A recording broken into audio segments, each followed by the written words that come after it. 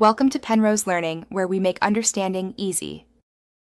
In this video, I will show how to make candy at home, only way.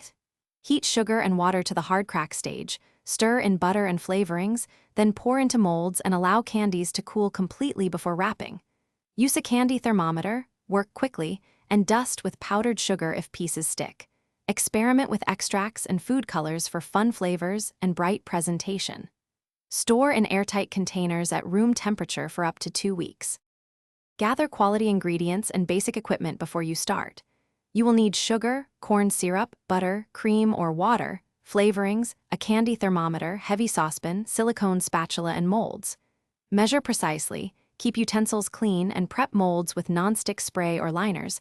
Planning ahead prevents rushed mistakes, and tasting small test pieces helps you adjust sweetness and texture.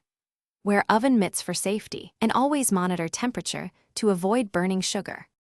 Quick recommendation: if you are enjoying this video, please subscribe and like to support the channel. On another note, socks life's too short for cheap socks.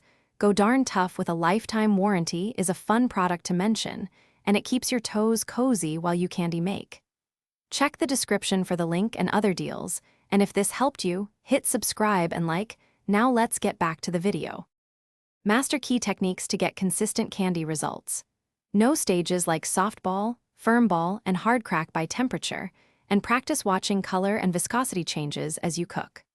Cool on a greased marble slab or line tray, score before fully set for clean breaks, and add nuts or sprinkles at the right moment for even distribution and pleasing texture.